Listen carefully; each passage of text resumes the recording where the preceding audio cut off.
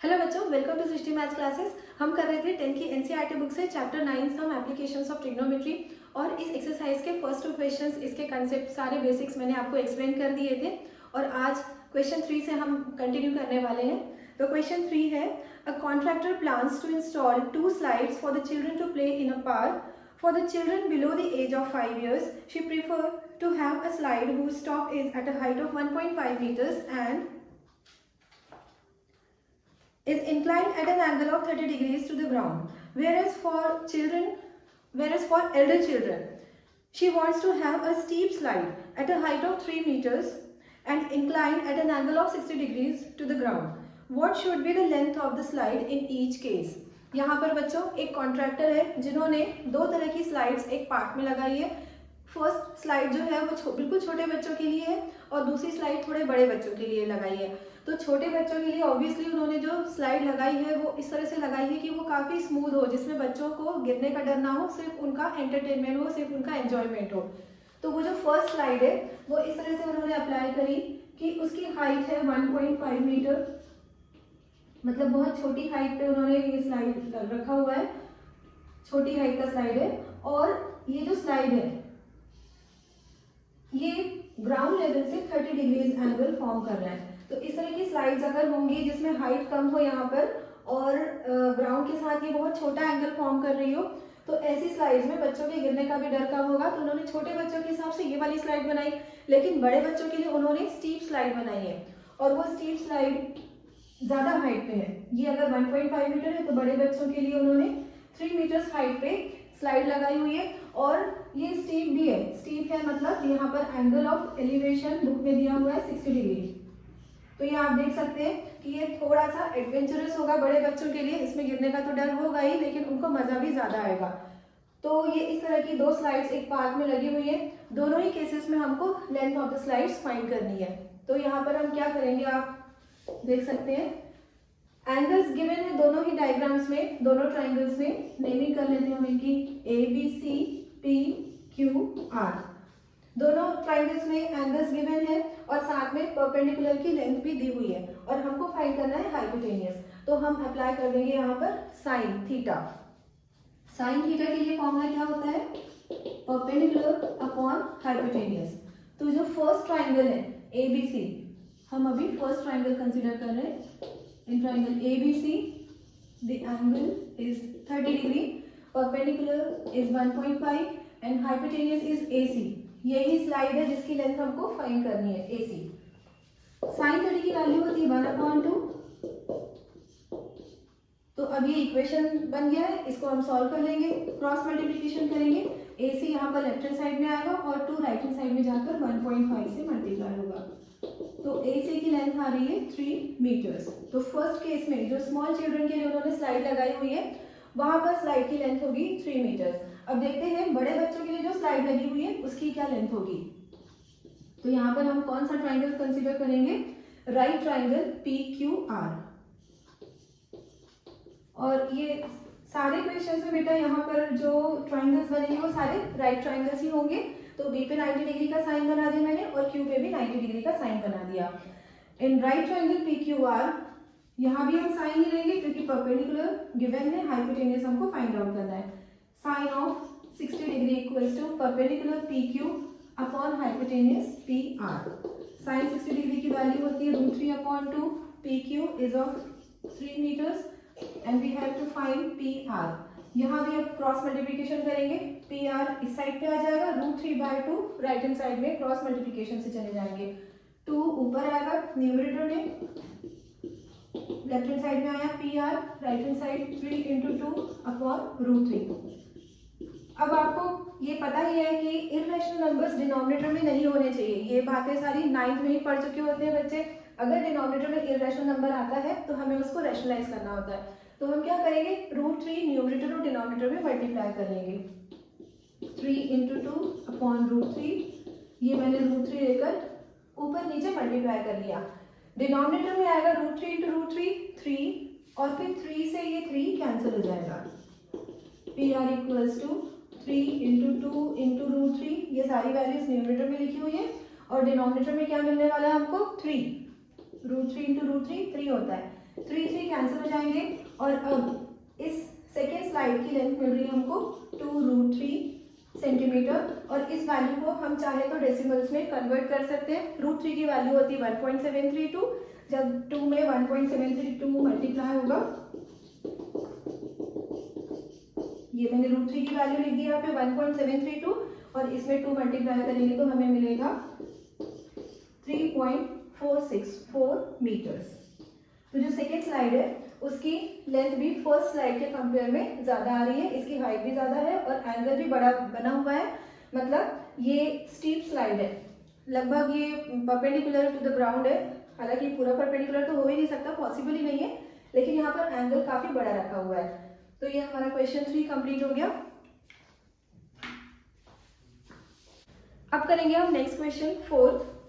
The angle of elevation of the top of a tower from a point on the ground which is 30 meters away from the foot of the tower is 30 degrees. Find the height of the tower. Angle of elevation of the top of a tower from a point on the ground which is 30 meters away from the foot of the tower is 30 degrees. मतलब यहाँ पर ये बोला जा रहा है कि एक टावर के टॉप पे एंगल ऑफ एलिवेशन 30 डिग्रीज बन रहा है।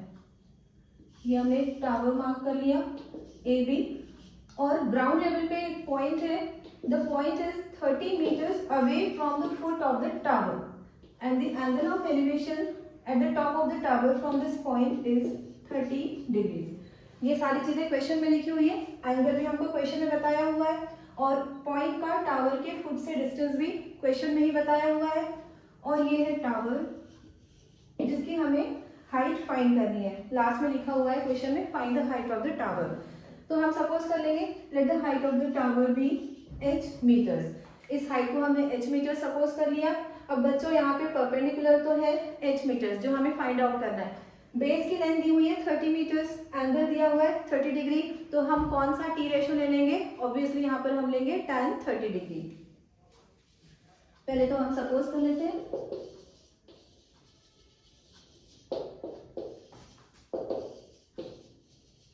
let the height of the tower be h meters in right triangle ABP।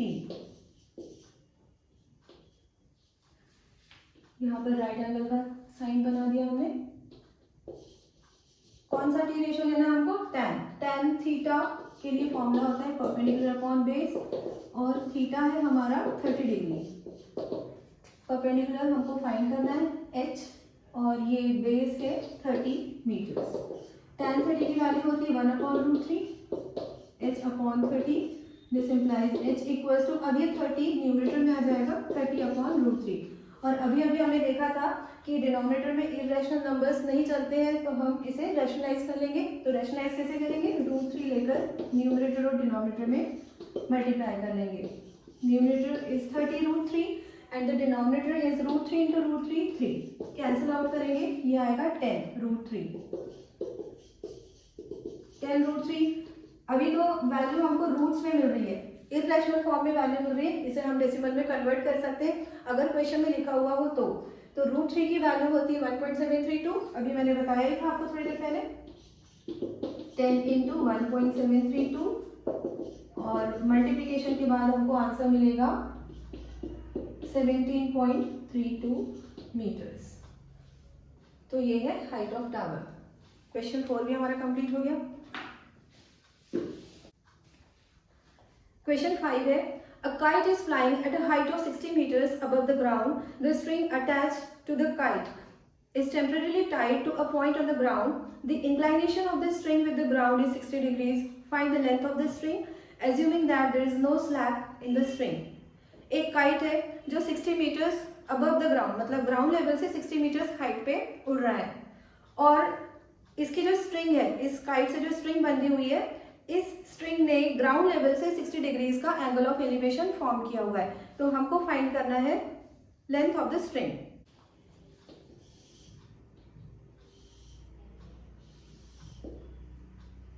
इस पोजीशन पे काइट है जो ग्राउंड लेवल से 60 मीटर्स हाइट पे है और ये हाइट 60 मीटर्स मार्क कर दी मैंने और काइट जिस स्ट्रिंग से बंधा हुआ है उस स्ट्रिंग का ग्राउंड लेवल से इंक्लाइनेशन है 60 डिग्री, मतलब क्वेश्चन में लिखा हुआ है कि ये जो स्ट्रिंग है ये ग्राउंड लेवल से 60 डिग्री का एंगल फॉर्म कर रहा है। तो हमको लेंथ ऑफ द स्ट्रिंग मतलब ये वाली वैल्यू यहाँ पर ट्रिग्नोमेट्री के हिसाब से हाइपोटेन्यूज हमको फाइंड करना है, परपेंडिकुलर गिवन है और एंगल भी गिवन है।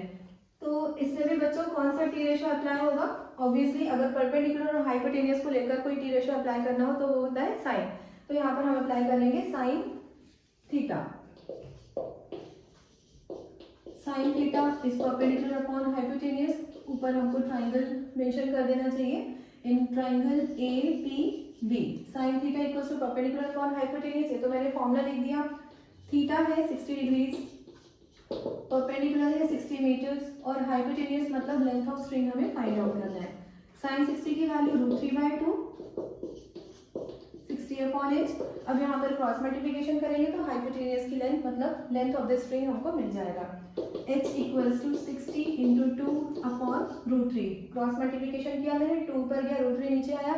अब ये जो √3 डिनोमिनेटर में है फिर से इसको रेशनलाइज करेंगे बाकी सारे क्वेश्चंस की तरह से। न्यूमरेटर 60 इंटू 2 इंटू √3, ये न्यूमरेटर में सारे फैक्टर्स मिल गए, सारे नंबर्स आ गए। डिनोमिनेटर होगा √3 इंटू √3 3 से इस 60 को कैंसिल कर लेते हैं, यहाँ पे आ जाएगा 20 इंटू 2 40 √3। अब बच्चों बुक में तो वैसे आंसर सारे रूट्स में है, मतलब इरेशनल फॉर्म में ही छोड़ दिए गए हैं, लेकिन मैं अपनी तरफ से सारे बच्चों को आंसर्स डेसिमल्स में कन्वर्ट करके लिखने को बोलती हूँ, क्योंकि हो सकता है कि एग्जाम में आपको आंसर डेसिमल्स में पूछा जाए। इसी क्वेश्चन में अगर पूछ लिया जाएगा find the length of the string up to 2 places of decimal, तो फिर आपको प्रैक्टिस होनी चाहिए, इसलिए सारी वैल्यूज को आप डेसिमल में एक बार कन्वर्ट कर लीजिए अपनी तरफ से। 40 इंटू 1.732। अब मल्टीप्लिकेशन के बाद क्या आएगा, ये मैंने 0 अप्लाई किया, फिर 4 2 8 4 3 12 carry over 1 4 7 28 plus 1 29 carry over 2 4 1 4 plus 2 6 और डेसिमल आ जाएगा leaving 3 digits from the right. तो ये आंसर आ रहा है हमारा 69.28 मीटर्स। या तो आंसर हम ये लिख सकते हैं 40√3 मीटर्स अगर इरेशनल फॉर्म में छोड़ना है, लेकिन अगर डेसिमल फॉर्म में आंसर चाहिए तो 69.28 मीटर्स ये लेंथ ऑफ द स्ट्रिंग है। तो अब क्वेश्चन 6 करेंगे हम। 6 क्वेश्चन है, a 1.5 meter tall boy is standing at some distance from a 30 meter tall building. The angle of elevation from his eyes to the top of the building increases from 30 degrees to 60 degrees as he walks towards the building. Find the distance he walked towards the building. यहाँ पर question में हमको ये बताया हुआ है कि जो ऑब्जर्वर है, जो बॉय है, बिल्डिंग के टॉप को ऑब्जर्व कर रहा है और उस बॉय की हाइट है 1.5 मीटर्स। इसके बाद हमको बिल्डिंग की हाइट भी दी हुई है, 30 मीटर टॉल बिल्डिंग है, ये height of the building 30 metres, ये ग्राउंड लेवल हो गया हमारा। और ये जो बच्चा है, ये जो बॉय है, ये बिल्डिंग के टॉप को ऑब्जर्व कर रहा है। तो पहले उसको ऑब्जर्व करने पर एंगल ऑफ एलिवेशन दिखाई दे रहा था 30 डिग्री। उसने एंगल ऑफ एलिवेशन पहले क्या फील किया, 30 डिग्री। एंगल ऑफ एलिवेशन हमेशा हॉरिजॉन्टल लाइन के साथ बनता है, या फिर एंगल ऑफ डिप्रेशन भी अगर बनाते हैं तो वो भी हॉरिजॉन्टल लाइन के साथ बनता है। तो अगर ये बॉय है जिसकी हाइट 1.5 मीटर्स है, तो यहाँ से अगर ये बिल्डिंग के टॉप को ऑब्जर्व कर रहा है तो एंगल हम यहाँ से यहाँ तक नहीं बनाएंगे बच्चों, यहाँ पर हमको एक हॉरिजॉन्टल लाइन ड्रॉ करनी पड़ेगी और उसके बाद ही हम एंगल मार्क करेंगे। तो पहले तो एंगल ऑफ एलिवेशन 30 डिग्री दिखाई दे रहा था, फिर वो बिल्डिंग की तरफ चलने लगा। तो आगे क्वेश्चन में लिखा हुआ है, as he walks towards the building he observes the angle of elevation becomes 60 degree। पहले एंगल ऑफ एलिवेशन 30 डिग्रीज बन रहा था, बाद में बनने लगा 60 डिग्री। मतलब वो जो बच्चा है, वो जो बॉय है, वो A to B पोजीशन तक पहुंच गया। पहले वो A पोजीशन पे था, बाद में वो B पोजीशन पे पहुंच गया है। और सारे पॉइंट्स की नेमिंग कर लेते हैं हम, A, B, C, D, E and F। और इस क्वेश्चन में हमको फाइनली फाइंड क्या करना है वो एक बार और देख लेते हैं। Find the distance he walked towards the building. उसने बिल्डिंग की तरफ कितना वॉक किया वो हमें फाइंड आउट करना है। मतलब सीधी बात ये है कि अगर इस पॉइंट को मैं G मार्क कर लेती हूँ तो हमें FG फाइंड करना है। वो अपने पैरों से चलकर यहाँ तक गया है बिल्डिंग तक, तो ये एफ जी डिस्टेंस हमको फाइंड करना है, और एफ जी का मतलब ए बी, एफ जी और ए बी दोनों की लेंथ सेम होगी, तो अगर हमने ए बी फाइंड कर लिया तो वो लेंथ ऑफ एफ जी के इक्वल भी होगा।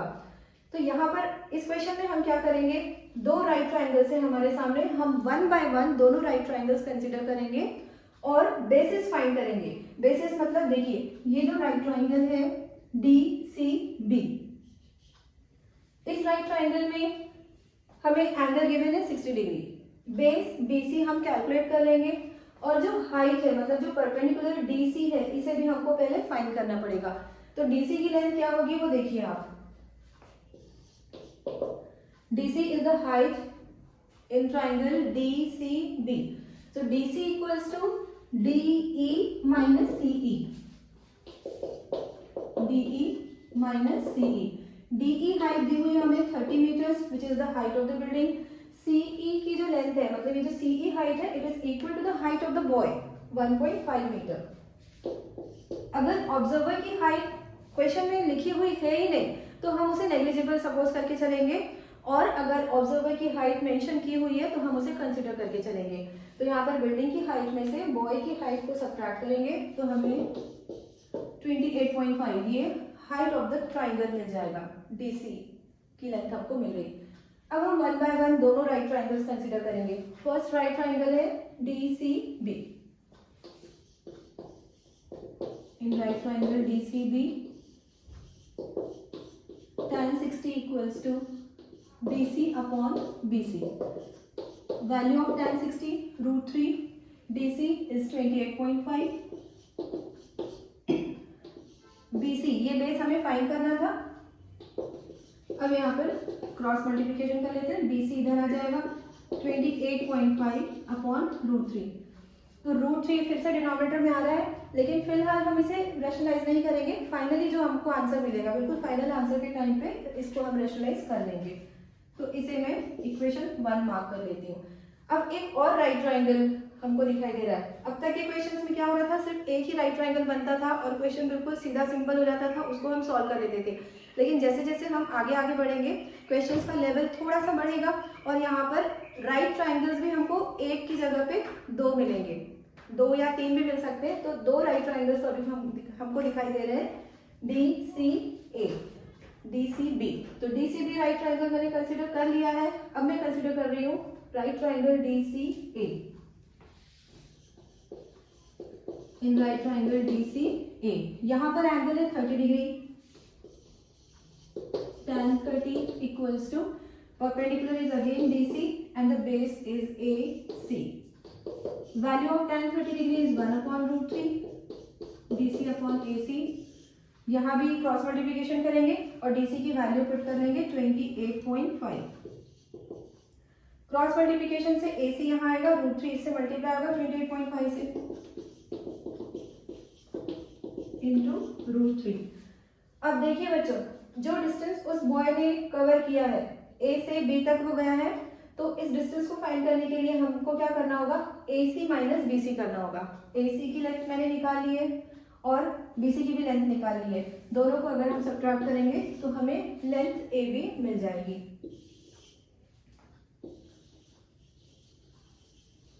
Distance that we walked towards the building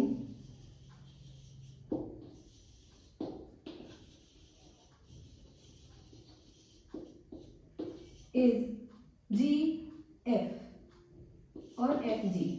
इसे हम FG मार्क कर लेते हैं, and FG equals to AB। FG की जो लेंथ है वो AB की इक्वल है। AB को हम कैसे फाइंड करने वाले हैं, AC माइनस BC कर लेंगे। What is AC? AC is 28.5 √3 and length of BC is 28.5 upon √3।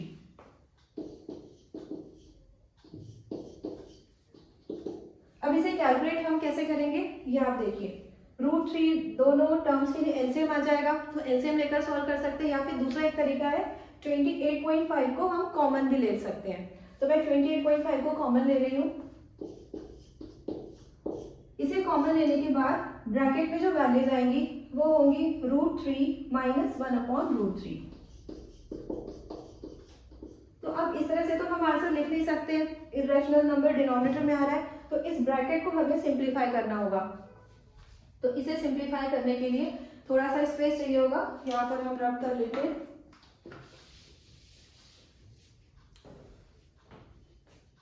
(28.5) और ब्रैकेट के अंदर फिर से यहाँ पर √3 एलसीएम आएगा। ब्रैकेट के अंदर इतना सिंप्लीफिकेशन करने के लिए भी हमको √3 एलसीएम लेना ही पड़ेगा।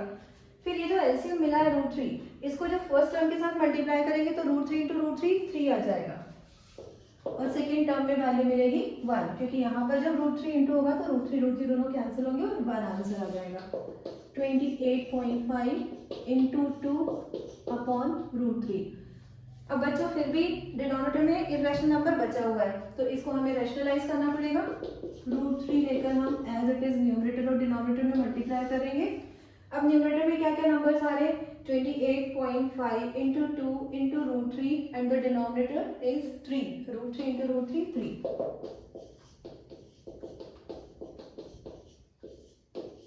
यहाँ पर कैंसिल करेंगे, 3 1 3, 3 9 27, 3 5 15, 9.5 × 2 19, इन दोनों को मल्टीप्लाई करेंगे 19 √3। और जैसा कि मैंने सारे क्वेश्चंस में आपको बताया है कि सारे क्वेश्चंस में हमने इरेशनल नंबर को डेसिमल में कन्वर्ट किया, तो यहाँ भी हम कर लेंगे इसको डेसिमल में कन्वर्ट। √3 की वैल्यू 1.732। अब मल्टीप्लाई करते हैं, 19 2 38, कैरी ओवर 3, 90 3 57 प्लस 3 60, 60 का 0, कैरी ओवर 6, 19 7 133, 133 में 6 ऐड करेंगे 139 आएगा, फिर 13 कैरी ओवर मिलेगा, 19 1 19 प्लस 13, 19 में 13 ऐड करेंगे तो मिल जाएगा 32, और 3 डिजिट्स फ्रॉम द राइट हमने डेसिमल अप्लाई कर लिया 3 डिजिट्स को लीव करते हुए। तो फाइनल आंसर हमको मिल रहा है 32.908 मीटर्स। उस बच्चे ने, उस बॉय ने जितना डिस्टेंस बिल्डिंग की तरफ कवर किया वो ये डिस्टेंस है 32.90 मीटर्स। तो आज के वीडियो में क्वेश्चन नंबर 6 तक हमने कंप्लीट कर लिया है, और आगे कंटिन्यू करेंगे हम अगले वीडियो में इसी चैप्टर को, इसी टॉपिक को। और अगर मेरी टीचिंग पसंद आ रही है तो प्लीज़ वीडियो को लाइक कर देना, अपने दोस्तों के साथ शेयर करना, चैनल को सब्सक्राइब जरूर करना, and thank you so much for watching.